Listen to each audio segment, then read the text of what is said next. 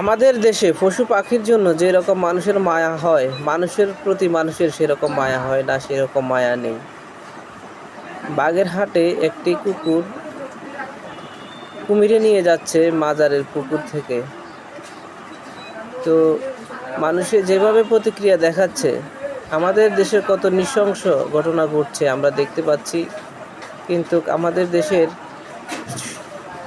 বড় বড় থেকে শুরু করে সাধারণ মানুষের বেশিরভাগই তারা প্রতিক্রিয়া দেখায় না। এখন কুকুরটা পানিতে পড়ে গেল, এটা কেন এরকম হলো, যে ভিডিও করেছে সে বলতে পারবে। তবে যারা প্রত্যক্ষ দোষী তারা জানিয়েছেন কুকুরটা কয়েকজনকেই কামড়িয়ে আহত করেছেন, যার কারণে অনেকেই দাওয়া দিছে কুকুরটাকে। কুকুরটা পানিতে পড়ে গেছে ওই পাশ দিয়ে। তাৎক্ষণিক অবস্থায়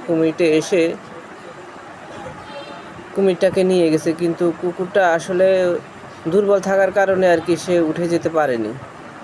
এখন আমাদের দেশের মানুষ অনেকভাবে এটার প্রতিক্রিয়া দেখাচ্ছে, বিশেষ করে তারা বেশি মায়া দেখাচ্ছে, কিন্তু মানুষের বেলায় তো সেরকম মায়া দেখাচ্ছে না।